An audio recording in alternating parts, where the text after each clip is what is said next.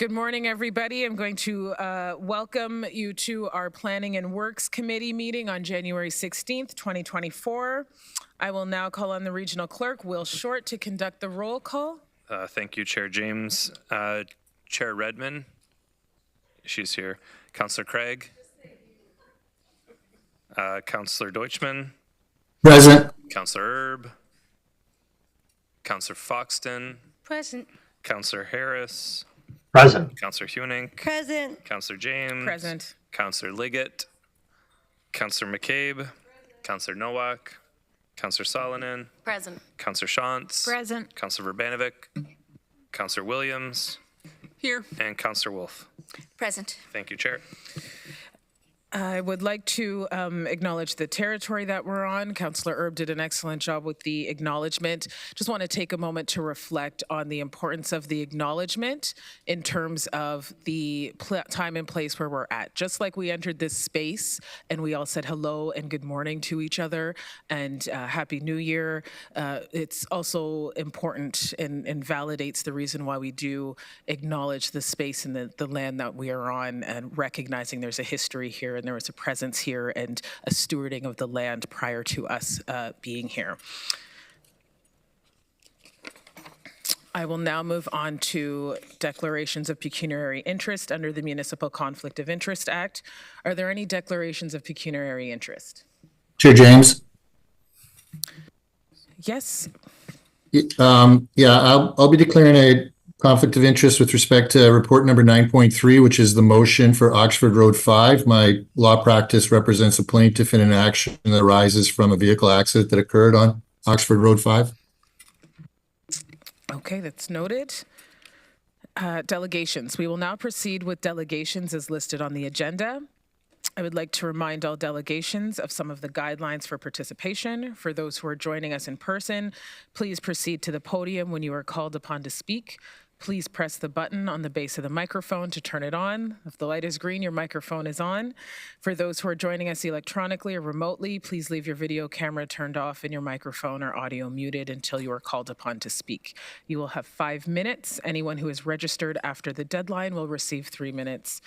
If you conduct yourself in any of the following manners, it will result in immediate removal from the meeting, interrupting councillors or staff or other delegations, derogatory statements about councillors, staff, or others, turning your camera on at inappropriate times, any hate speech or defamatory comments. And to the delegation, please do not take offense if there are no questions from council. At times, this is council's time to listen, reflect upon the opinions, ideas shared with us from our community members. So with that, we have the first delegation, Nelson, the president of Conestoga Students, Inc. If you could come to the podium, you've got 5 minutes.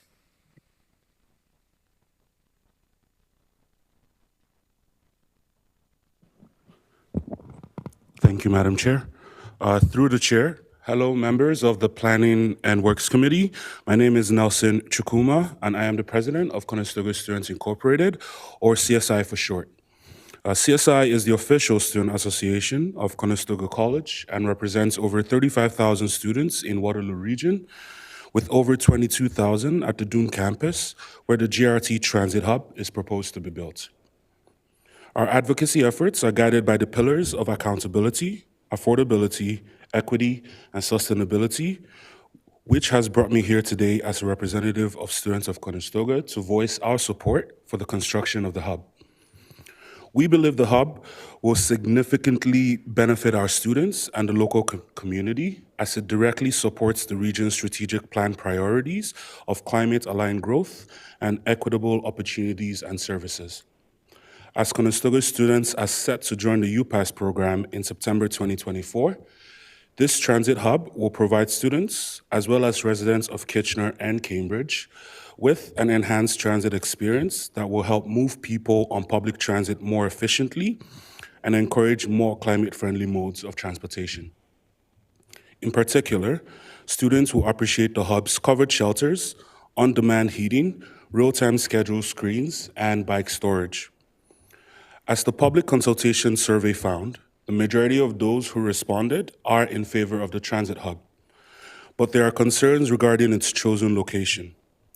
We believe The proposed location in parking lot 6 is suitable and thoughtfully selected to strike a balance between neighborhood noise and traffic concerns, which is supported by the region's traffic and noise studies, pedestrian safety on campus roadways, the distance required to travel on campus, and operational considerations to minimize delays and inconveniences for both GRT and the Conestoga community. The introduction of this hub and the combined impact of the UPass is also likely to convert a portion of those who drive to campus to using transit, which will help mitigate any traffic and associated noise impacts further. Overall, we believe the proposed improvements and enhancements will assist with rider comfort and experience, improve traffic flow on campus roadways, enhance safety for students traveling to and from their classes, and create a respectful environment for the surrounding community. CSI appreciates the opportunity to offer inputs regarding the transit hub and looks forward to continuing to work with the region of Waterloo, GRT, and all other stakeholders to improve public transit infrastructure. We'd also like to thank staff for continually engaging Conestoga Students Incorporated in these discussions, and I would be happy to answer any questions you may have.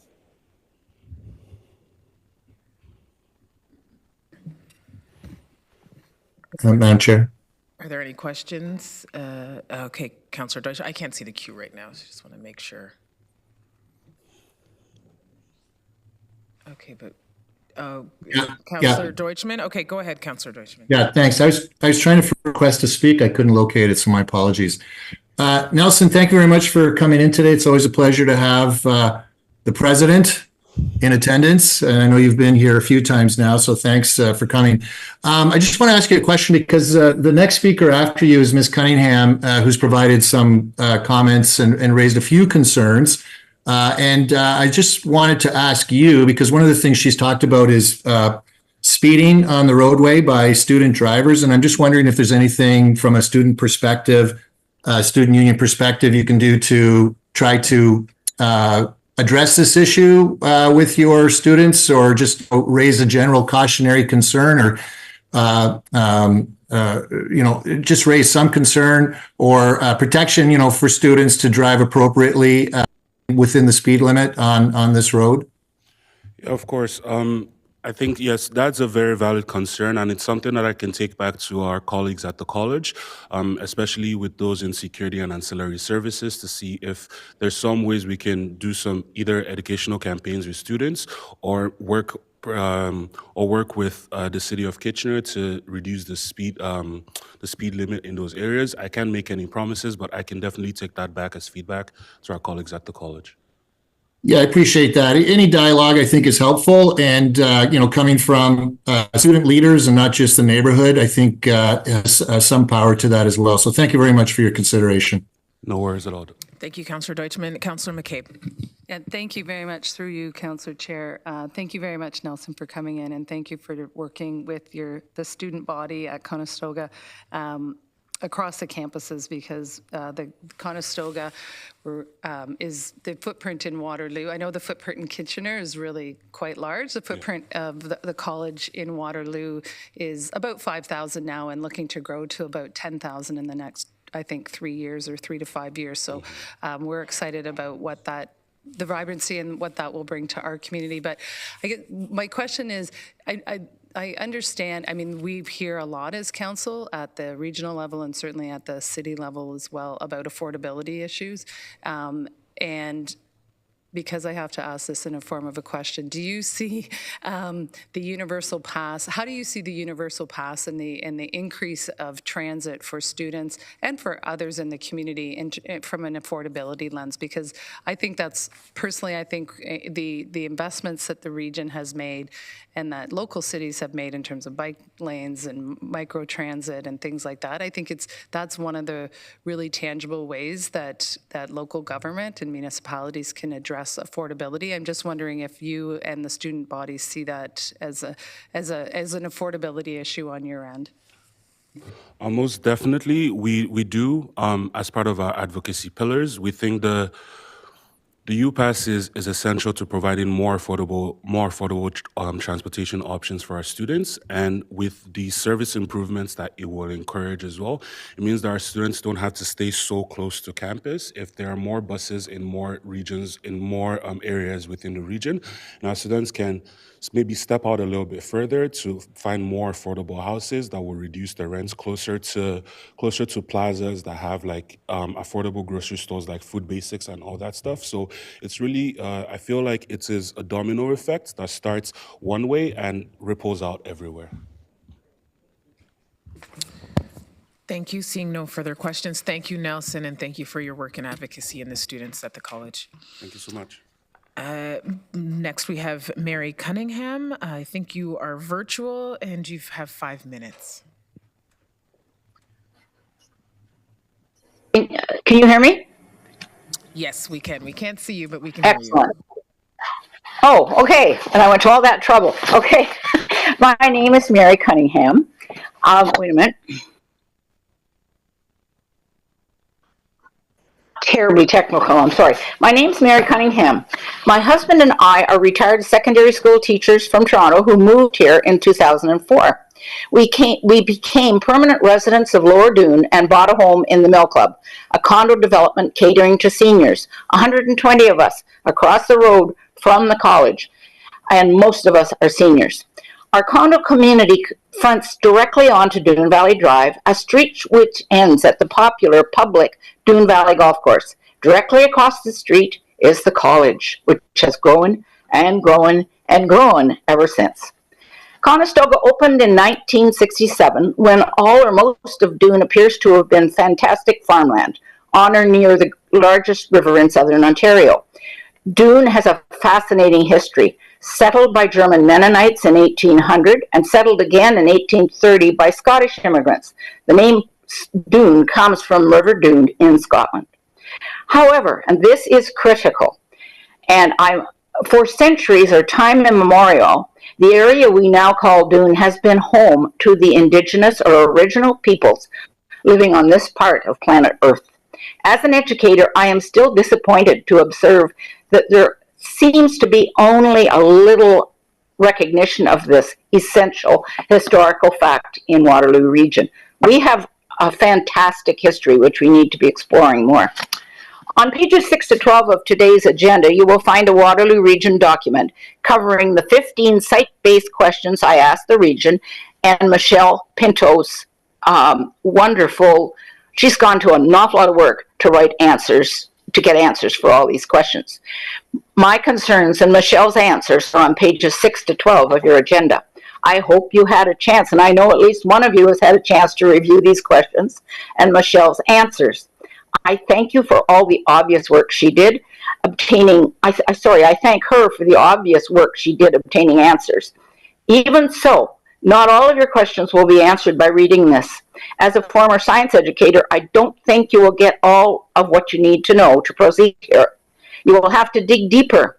I think there are still too many unknowns in these answers to real life issues. I think there's answers, but they're not there yet. I have concerns about these plans. This will produce an expensive, top-notch, but out-of-the-way bus hub serving the college, students and staff with very little of anything for anybody else. It's not in an accessible place where other tax-paying citizens of Waterloo region can use it.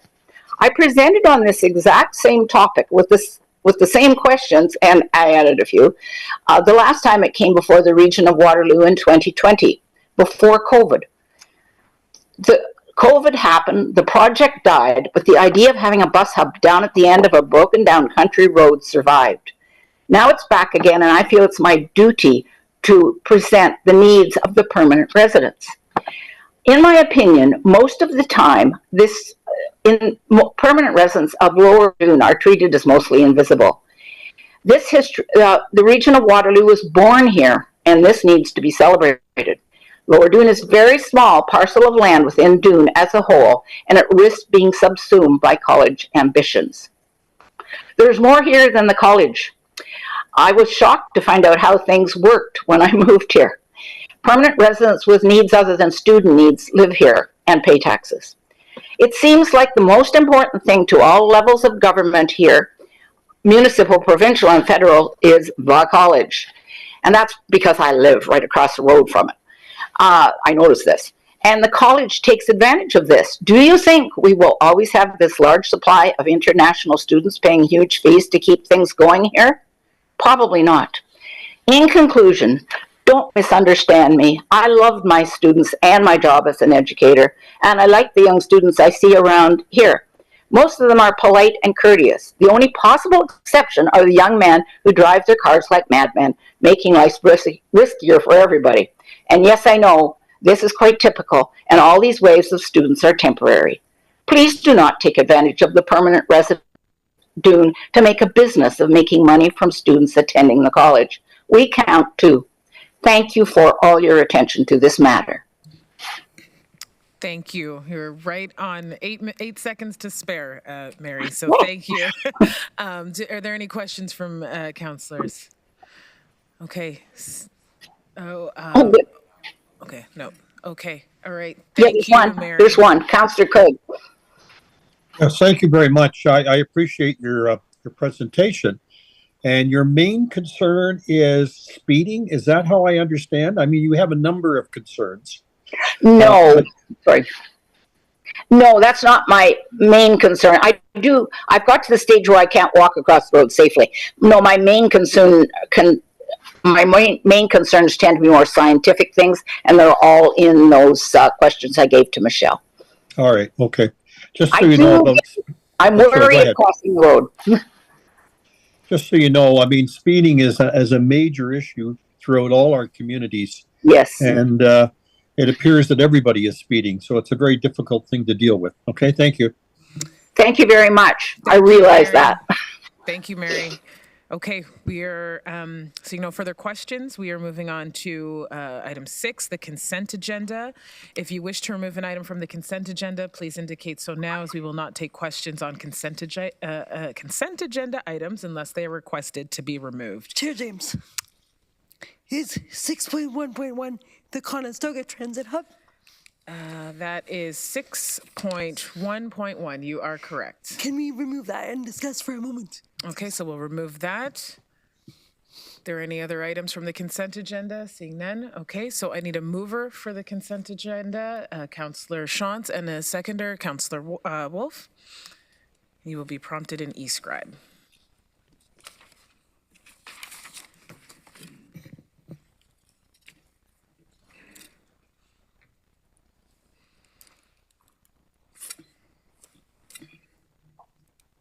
Favor. Perfect. Okay, that's passed. Okay, so, yeah, I'm in favor. Yeah. Okay, so, okay, that's carried. Okay, so we will go to item 6.1. Commissioner Rose, do you want to speak to this? Or Commissioner Regier? Do you want to introduce the... Oh, yeah. Councillor Hunick, you can ask your question. Yes. So I want to be clear that I am for transit hubs. I hope they spring up everywhere. My front lawn would be most convenient for me. I do want the Dune transit hub to proceed for sure. I will be voting in favor of it.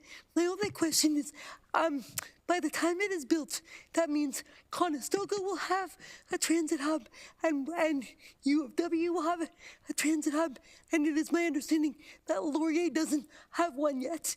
I'm wondering if this is going to introduce a potential disparity between schools and students, or if there's plans in the works, or if we've decided that the need is not there at Laurier.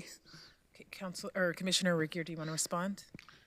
I might ask Neil Malcolm or Doug Spooner to respond, but certainly there's extensive transit availability right at the Laurier campus in Waterloo, and but if there's been discussions around the design of a transit hub specifically for Laurier, I'm currently not aware of it, but Doug may.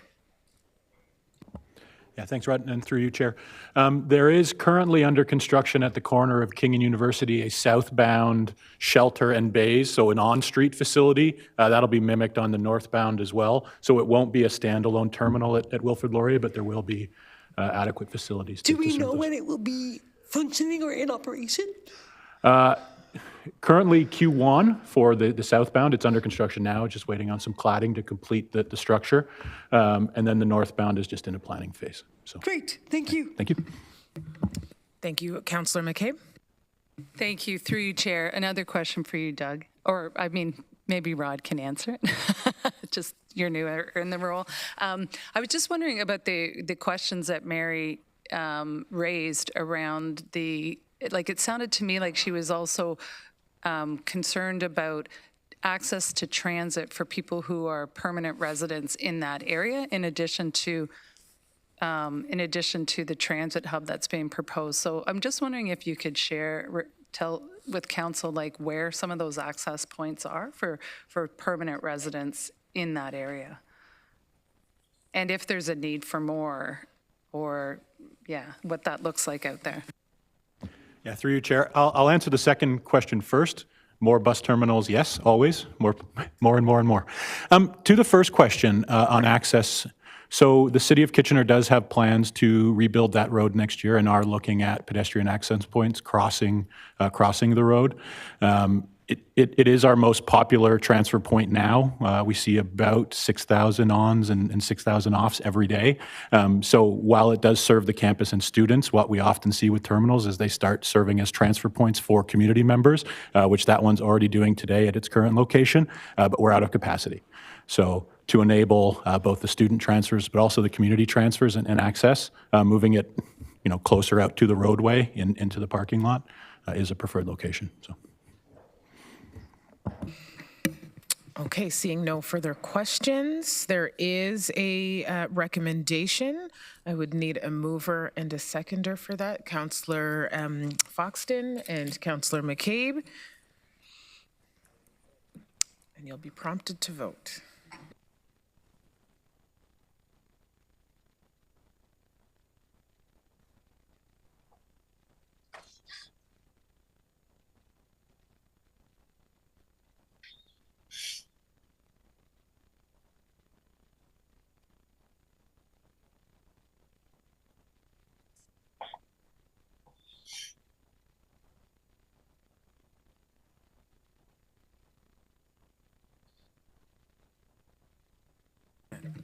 Our clerks are just separating the recommendation, and then it'll be prompted.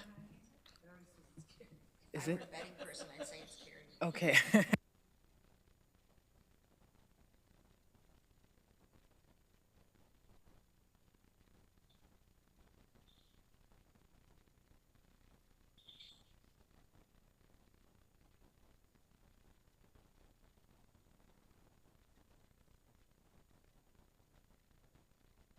Okay. Councillor Craig, are you in favor? Yes. Thank you. Okay, so that is carried. I want to thank the delegations and staff and the students who've worked on this. I think this is excellent. As a former faculty at Conestoga, I recognize the need for growing transit needs. So I think this is progress, and there'll always be things to work on, but it's definitely a step in the right direction. Okay. So we're onto the regular agenda.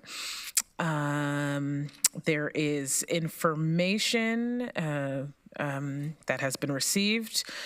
There's the tracking list, and we are on to other business. So we are moving on now to item 9.1 on your agenda. That's the notice of motion from Councillor Hunick regarding Mobility Plus, setting the target for undelivered trips. Councillor Hunick, I'll turn it over to you. Thank you, Chair James. I want to be clear that this motion is especially important given the lack of accessible taxis we have in the region. We really, really need to be accommodating more and more through public transit, and my desire would be that we would have 0 undelivered trips. But for now, splitting the number of undelivered trips in half seems like a valuable target that staff has agreed is feasible for this year. So please do consider supporting this motion. Thanks. Okay, thank you. I need a seconder for this. Councillor Foxton. Okay. Any discussion? Odella? Okay, so we can vote. You'll be prompted in e-scribe.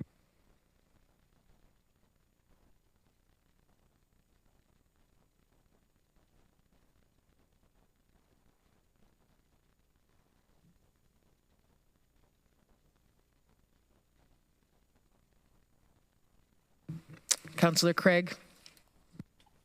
Favor. I'm in favor. There's nothing appearing in my e-scribe for the last 3 votes. Okay, thank you for letting us know. Okay, that is carried. We are on to item 9.2, notice of motion, faster software upgrade for Mobility Plus. Councillor Hunick, and I will need a seconder for that.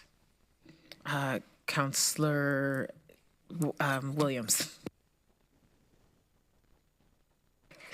So, in a very similar vein, in a Mobility Plus workshop day this past December, it was discovered that though the Mobility Plus booking software is supposed to be grouping customers traveling to similar locations at similar times, effectively decreasing the number of buses and trips that we need, that software is not optimized to the level that we need it to be. And so we're looking for better software to be able to transport more customers who need specialized transit to where they need to go. Thank you. Councillor Foxton. Thank you, Madam Chair. Just for clarification, so we're not asking to purchase this software at this time, but to look into the software to upgrade for probably 2025? That is correct. Yes, we want to make sure that whatever we want to procure ends up being... Councillor Hunick, I just want Councillor Foxton to finish her thought, and then you can respond. Thank you. Because we've already completed the budget, so I couldn't support expenditure in 2024, but definitely look into it for 2025. Thank you. Thank you. Councillor Hunick. Sorry, Councillor Foxton, I didn't mean to cut you off. Yes, we want to make sure that whatever we aim to do in the future is with the best equipment possible. So there's no budgetary ask at this time, but maybe coming in 2025. Councillor Shantz. Just so I understand how the system works, Mobility Plus is contracted to us, I believe, right? Do we have our own scheduling system, or does Mobility Plus run that? Through you, Chair. Mobility Plus is fully operated through Grand River Transit. It's our vehicles, our operators. It is not a contracted service, and the software is used by us. Yeah. Seeing no further questions, we prompted an e-scribe to vote.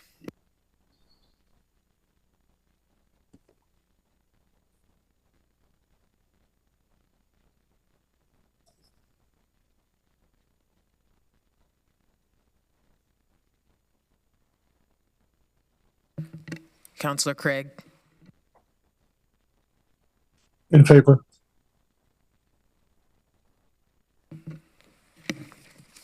Okay, that is carried. We're moving on to 9.3, notice of motion, Oxford Road 5 from Councillor Sullivan, who is not here currently. That's sound good.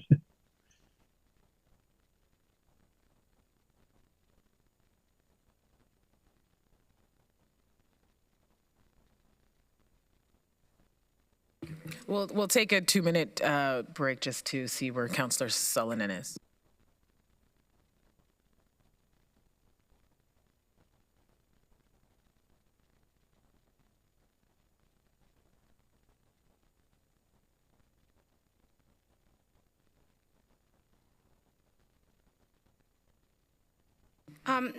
Madam Chair, if I could ask a question about it before she comes to speak on the motion, just about the road and how staff feel about it.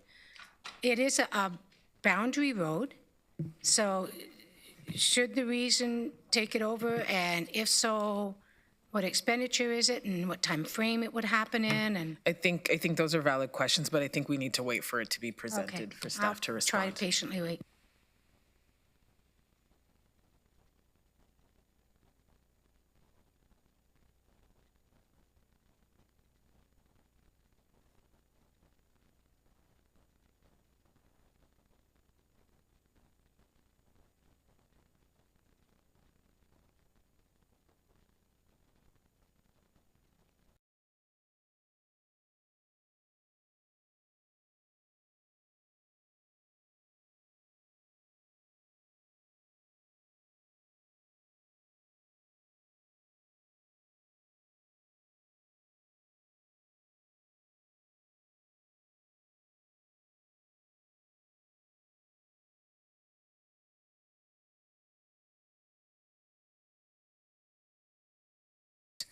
Item 9.3, Councillor Sullivan has a motion. I need a seconder for that. Councillor Foxton. Okay, Natasha, you can speak, or Councillor Sullivan, you can speak to your motion. Thank you very much, Chair. So Oxford Road 5, many of you know affectionately as Punky Doodle Corners. Township staff have been working to try and get this road uploaded as it does meet the criteria of the region's upload. It's been over 3 years of conversations, and I just want to help move it along. Matt Hughes' staff is aware of this, and I will let him speak, but last we spoke, they are supportive of seeing this upload. And this would have some slight financial implications for the region, as they are currently undergoing upgrades to that road intersection, which is the fallout of a fatal crash that happened back in 2022. And so there would be some financial implications as well as, of course, operational. The main reason for upload is that this is actually interregional traffic, and it also is in line with being off an exit ramp of a major highway, which traditionally we do have those as regional roadways and interconnection. So again, I will pass it over to staff who could also provide their input. I'm not certain if it would be Mr. Gartsky or if it would be Mr. Regier now as you're acting for transportation, but I will yield to whoever that is. Okay, Commissioner Regier, and then I do have Councillor Foxton in the queue for a question. Yes, certainly. This is others' area of expertise. I will say, though, that we do have a road assumption policy, and it was last updated in 1998, and I believe staff are currently working on a review of that policy and intend to bring a report forward to council for discussion in March. So that would be probably the right time to have a conversation about this particular matter, as there are implications regarding the policy. Councillor Foxton. Thank you, and through the chair. So we can expect a report in March in regards to this. So this will be the March council meeting, and it'll be marked on the agenda for it. Yeah, I'm looking. I think we've got Mike Henderson, who's going to be working on this matter online, and I might just ask him about the date of the report. But I understand it'll be coming forward in March. Frank? So can I ask that Natasha, Councillor Solomon, consider a deferral till the March meeting? I would consider one pending it actually comes forward. I know that it's been talked about since 3 years ago when our Director of Infrastructure reached out about this upload, and it already did meet all of the policy requirements that they were told there would be a policy update, and now we're 3 years out. Without seeing that update or without this road being uploaded, there is also, as I mentioned, currently updates going on to this road, which would happen this year, and we are not the only sole jurisdiction responsible in that. That involves counties and other adjacent municipalities. So I would prefer that we look at this as a one-off case. And like I said, it's been 3 years in the making of what we've been told a review would be done. And like I said, it already meets the policy requirements, and they continue to push off staff to do it. So if staff can commit to the March, then I assume that you would agree to the deferral, Councillor Solomon? If they could commit to the March, then I would consider a deferral, yes. Thank you. Councillor Wolf? Through you, Madam Chair, I would agree with the deferral. I was going to ask about budget implications if we upload it today, because obviously it wasn't fitted. There was no budget in this budget for it, so.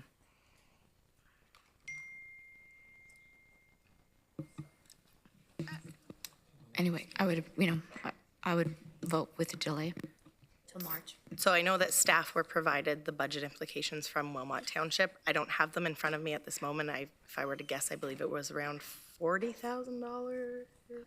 No, sorry, $333,000. So around 333 million or thousand. Yep. Yeah, through Chair, that's correct. There are financial implications. The current policy is that that roads are brought up to regional standard before the assumption takes place. So I think what we want to do is bring the report forward in March to look at the policy, refresh council's discussion on the policy itself, and then inform the debate around the assumption of this particular intersection. I think, in principle, I understand that staff feel that this is the function of this road and this particular intersection is changing as the region evolves, and so it's a good time to take a look at this process and the particular intersection that we're talking about. Thank you, Rod. Councillor Hunick? Through the chair, I was just wondering, from Wilmot staff's perspective, this has been delayed for 3 years. I'm just wondering about regional staff's perspective on this, like, why have we resisted taking it up until now? Or have we?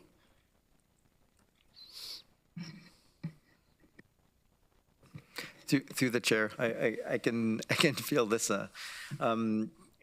I wouldn't characterize it as resisting taking it up. I think that one of the questions at the time was the scope of the request for upload, because we've had a couple of requests for uploads of area municipal roads to the region.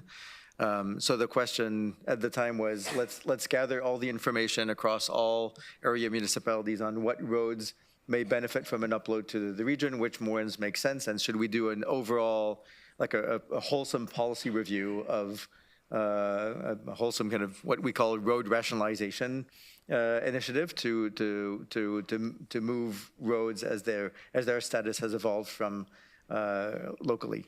So that is a very big endeavor, and so I think that's a long-term project. I think today what we've heard from Councillor Salonen is there are some that because they need some immediate work, they need an upload kind of faster than we would proceed with a full kind of regional review of regional roads. So it's not resisted. I think the initial path was really trying to look at it holistically across the region. But that's actually a lot of work, and there was no specific direction from council to allocate resources to do that. So right now we've been focusing more on the more urgent ones, like this one, where I think in the technical conversations with the town of Wilmot, we're supportive. We understand this road's status has changed throughout the years, so this is de facto it has become a bit of a regional road. I think what we're looking for right now is just making sure that we give council the right information on the financial impacts. I recall it was one for the short-term work that's being planned today is $1/3 million. So that's the contribution to the work on Punky Doodles Corners to improve the safety of that intersection this year. I would second the deferral then with all of this conversation. You want a second for it? Oh, okay, you're moving the deferral, you're seconding the deferral? Okay, Councillor or Chair Redmond. So I will speak to the deferral to say I'm very supportive of this. I think there's some compelling a case that can be made for this intersection. My questions would have been, what is the process and what is the cost? So having that come back in March to provide that kind of context, I think will be very helpful to make a final decision. But there has been loss of life in this intersection, so I can see why it should be at the front of the queue. So look forward to hearing that report and very supportive. Councillor McCabe. Thank you. And just to add to Chair Redmond's comments, when the costs are provided to us, like I know you said there's like $250,000, but I assume that there's more costs involved with the actual, like assuming there's some kind of road reconstruction that needs to happen there. And then there's, of course, ongoing operating costs as well. So just to make sure it's an all-in cost, so we fully understand the whole scope of it. Thanks. Okay. Okay, so regarding the deferral, we'll put that up. We have to vote on that. Into the, okay.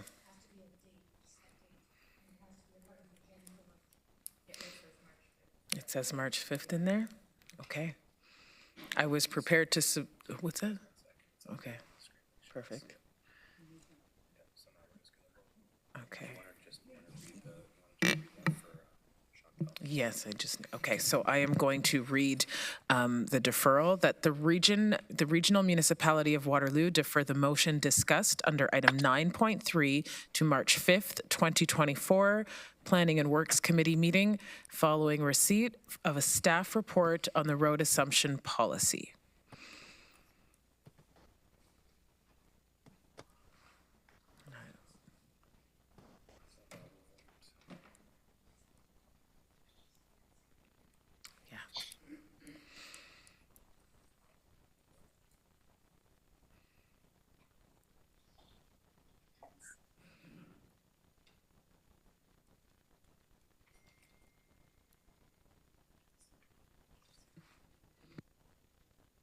Oh, Councillor Craig? In favor.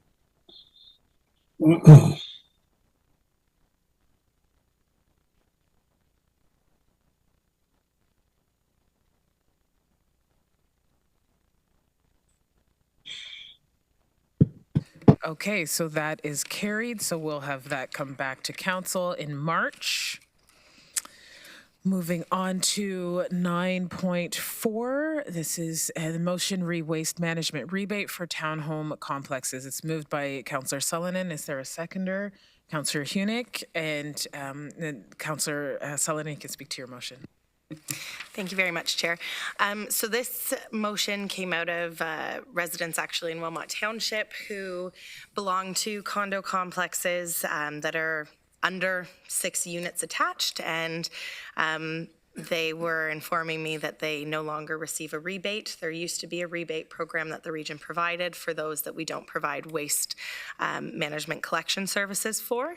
The reason these complexes don't currently get waste management is because they do not have proper truck through access. It would require the garbage truck to turn around, and in our contract negotiations, my understanding is, speaking with Commissioner Rose, is that our waste vehicle contract doesn't allow for a backing up of a garbage vehicle. The reason I brought this forward is I want to separate it from multi-residential buildings.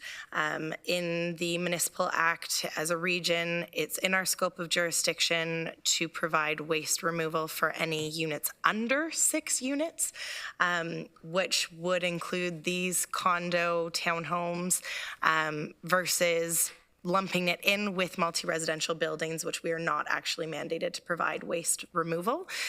So it's asking for staff to bring back information of what this would even look like across the region, doing a rebate, what costing that could look like, if it would follow the previous structure, and how that would include breaking it apart from the multi-residential building policy, and ensuring essentially that our residents who We are to provide a waste management service for those that we can't, that we're mandated to.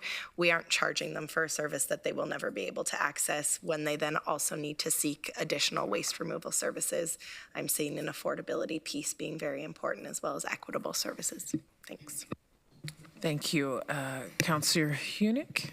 I'm in favor of this motion because I really want to support equitable service delivery across the region, and I do think garbage collection, waste collection is critical to well-being. So,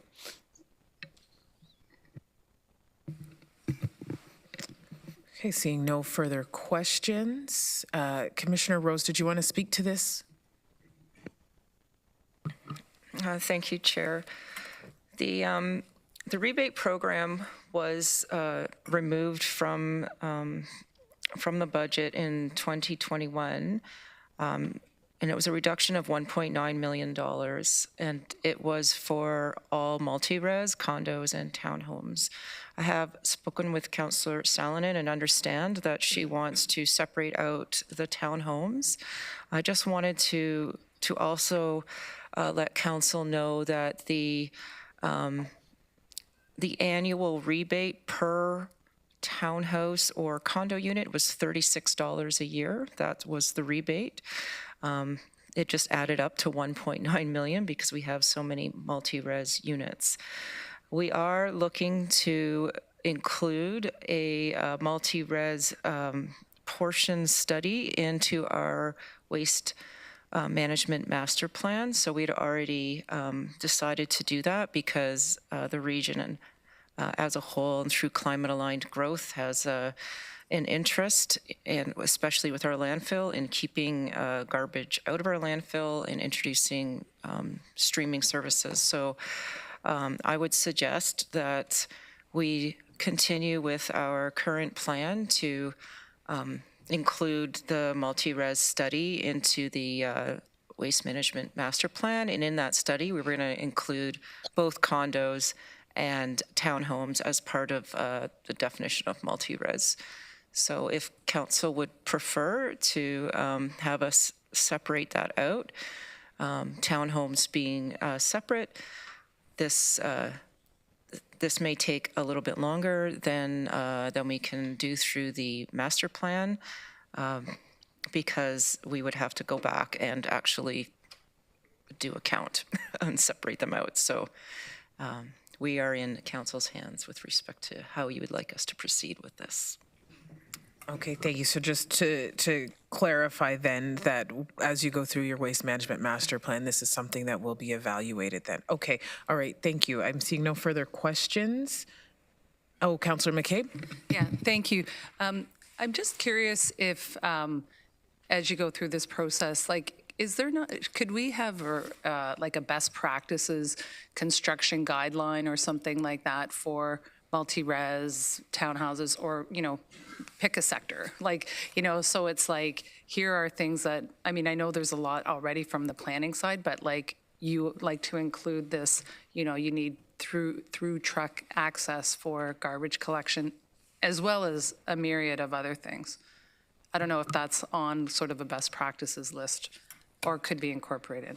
Yeah, so through the chair, we do actually have guidelines for multi-res, which say exactly that the truck needs to be able to turn around. It's actually a safety issue. That's why people have been, unfortunately, killed by garbage trucks. So we don't allow our trucks to back up. It's just not safe. So we need a place for the trucks to turn around. We need the roads within the townhouse complex or in the condo to be a certain level of asphalt so that our trucks don't destroy it. If the trucks have to go above a parking garage, that parking garage needs to be engineered so that the trucks can bear the weight. There also needs to be an accessible garbage room for the trucks to be able to go in and collect the garbage. So there's quite a few restrictions, if you want to say, or criteria that need to be considered. So we provide this to the area municipalities. So when they're doing a site plan review for multi-res, they have that information. In my past working career, I find a lot of developers don't really want to follow the municipal guidelines, and they prefer to build a system that that would allow for private pickup. So it's really a decision that's made by the developers when they're building their new homes. So before the guidelines came into place, and we don't have a multi-res pickup collection here at the region, we would have to look at each individual townhouse or condo complex to see if it even meets the criteria. And the other piece of the criteria I forgot to mention is we would require 3-stream sorting in any multi-res building as well to support our climate-aligned growth objectives. So we do have many things in place. It's this one that Councillor Salonen is talking about just does not allow for the trucks to turn around safely. Thank you. I find that's super interesting and helpful because it sounds like the developer maybe missed doing this when that area was developed. I'm assuming something like that, or something was missed in the process. But I'm just thinking of, at the city of Waterloo, and I'm sure across our every municipality, like there's more high rises, more density being built, and so this is something that we really need to be mindful of. Going forward. So thank you very much for that. I found it really helpful.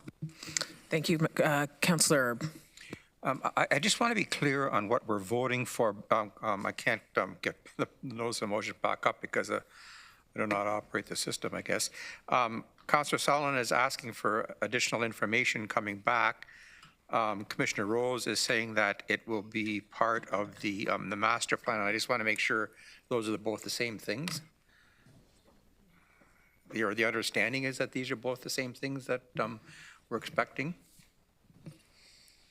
Commissioner Rose, do you want to speak to this? My understanding is that there's a waste management master plan where this would be part of and looked into, and then what is being asked here with this motion is something separate to do immediately.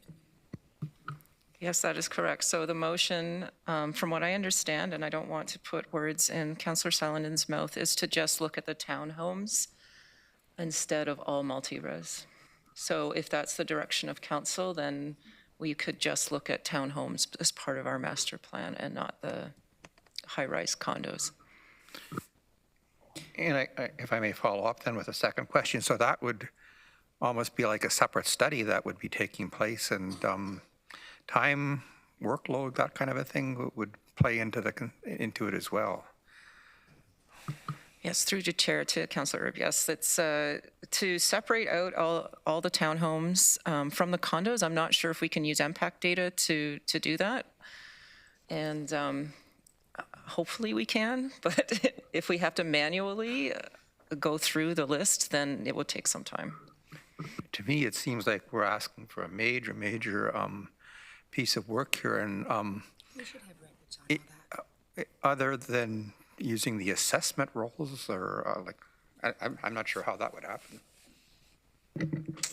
Okay, Chair Redmond. Thank you. Most of my questions of clarification have been asked. I just would like to point out some of us were around the horseshoe when we made this difficult decision. I think it was back in 2021. And I would have to tell you that part of the rationale for doing away with the rebate was that the people who were living in the townhomes and the condos often didn't get it, depending on whether it was an owner occupied or it was a rental unit. But a lot of the people and the residents who lived there were paying for their private garbage or whatever, and the rebate was going to whoever owned the unit or the condo corp. Thank you, Councillor Hunick.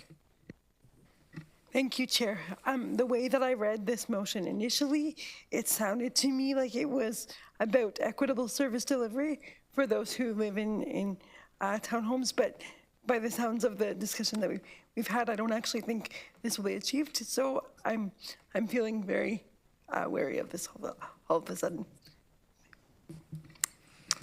Councillor Liggett. Thank you, Madam Chair.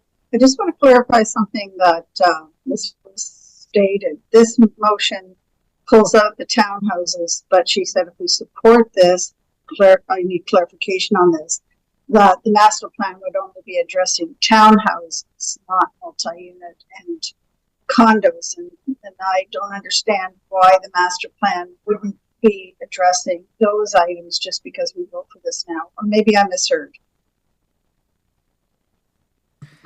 Yeah, so through the chair to the councillor, that's how I understood the motion with my assertion that this would be included, that the multi-res, all of the multi-res would be included in the master plan. So I'm just seeking clarification from council if there's support of the motion.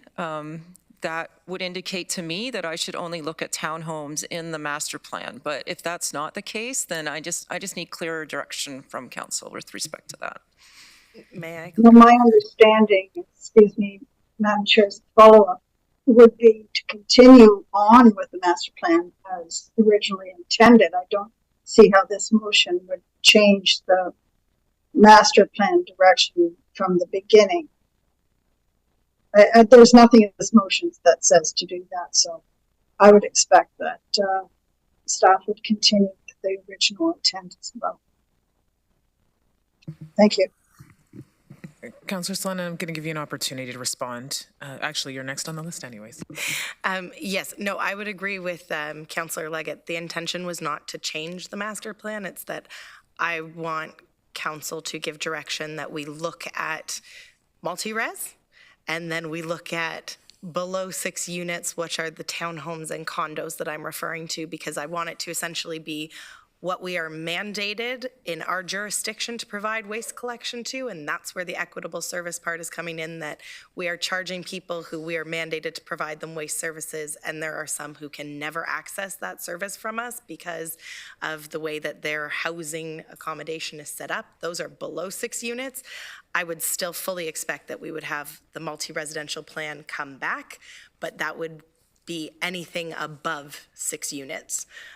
Whereas right now we are lumping in these condos and townhome complexes that, like I said, they aren't jointly more than 6 units combined as townhomes, but a lot of them have a private drive that is a dead end in them, so it does not allow their services, them to access our waste services despite the fact that we are mandated to provide them waste services. That is to provide clarity to everyone, so I would still expect in the master plan that we would get information back on multi-residential buildings. I just want to have that clear distinction between the zones of jurisdiction and ensure that we're looking at those separately.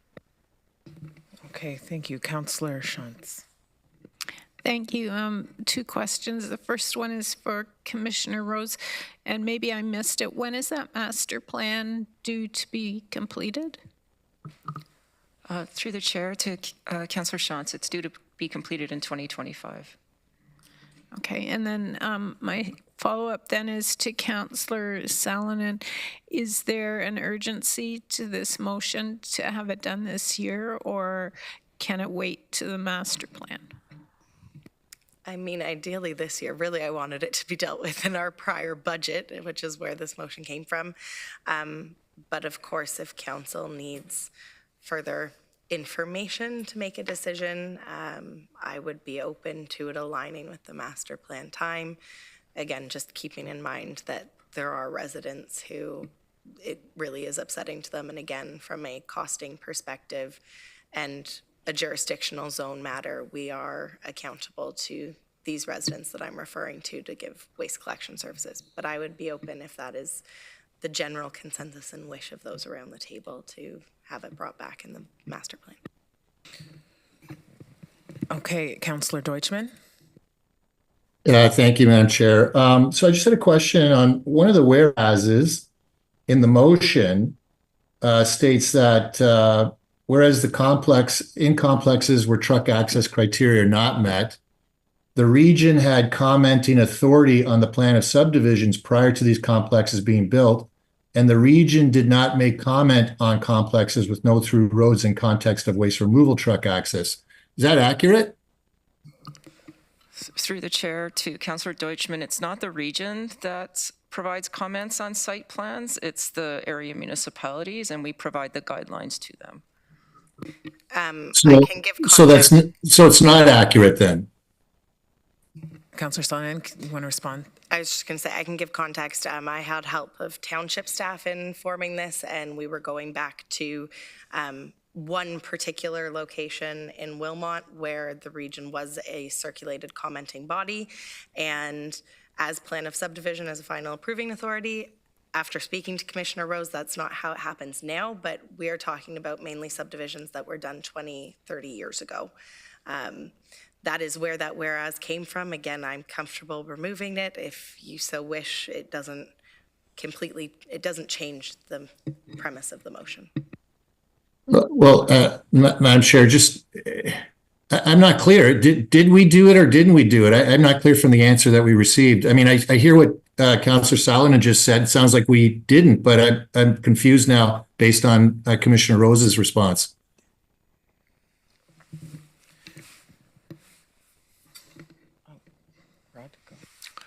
Yeah, through the chair, I am not familiar with this particular case, and it predates our current practice, as the councillor has indicated. I can look into it if I have a specific address to follow up on, and we can provide additional information on exactly how that process unfolded. Although I think, as the councillor noted, it doesn't actually change the nature of the resolution. I would say I'd like to just reiterate Commissioner Rose's comment that that information is currently provided, and the current process does allow for complete integration of the standards for design of townhouse developments and through the local planning process. Okay. Commissioner Rose, anything to add on to that? Yes, thank you. I just wanted to clarify also the 6th unit mandated under the Municipal Act. Councillor Salonen is correct that we do provide waste services and are mandated to do so with multi-res units that are under 7 units. Sorry, there's 6 max. For multi-res townhouses and condos, we treat each as an address, not how the buildings or homes are put together within the complex. So I'd be happy if it's council's pleasure to have my staff look at these particular sites that have been provided to me by Councillor Salonen to talk about what our duties are under the Municipal Act and what would need to be done for municipal services to be provided to these sites, if that's acceptable. Commissioner Rose, I just have a question for clarification. Is this unique to just Wilmot, or there's situations across the entire area municipalities? To the chair, it's not unique to Wilmot. Okay. Okay, it's just some thoughts around this, because I recognize this is specific to Wilmot in particular, but as this is not unique to other area municipalities, there is a waste management master plan. I feel like this information can come back in a more fulsome report back to staff.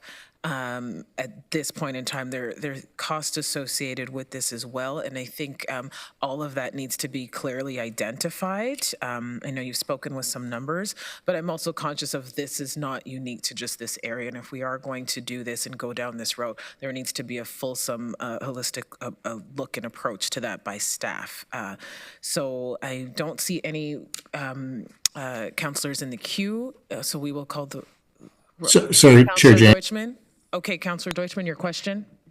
Just quickly, there was reference to this matter having been reviewed in 2021, and I was wondering if there was a report associated with that could be provided to us so we can see some of the background information and discussion that went on when this matter was considered back then, part of this overall review. Okay. Commissioner Rose is nodding yes, I'll let her respond. Yes, so through the chair to Councillor Deutschman, I did provide that information during the budget process to all of Regional Council. However, I am happy to resend that information to you. My apologies, but thank you for resending. Okay, so I am going to call the vote for this motion. I'll be prompted shortly.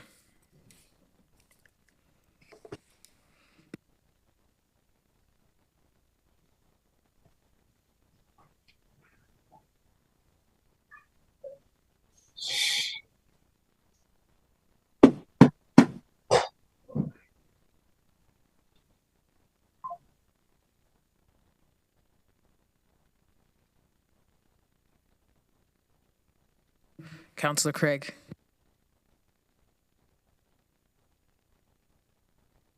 In favor.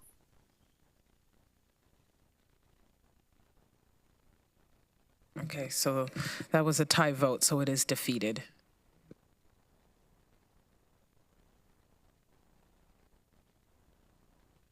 Okay, the next meeting is February 6th. We will now start a vote. I need a mover and a seconder to move into closed. So moved by Councillor Wolf, seconded by Councillor Hunick. You'll be prompted in eScribe.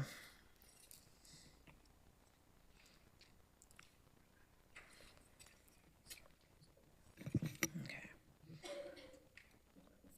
Yeah.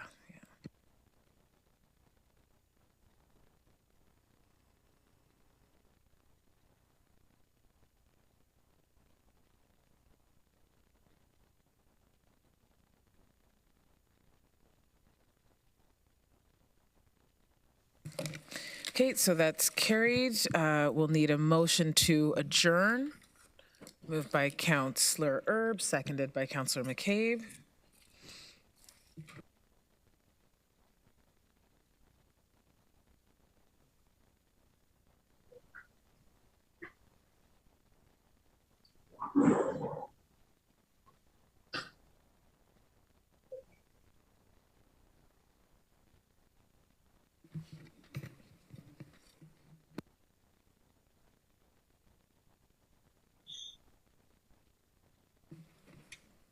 Councillor Craig.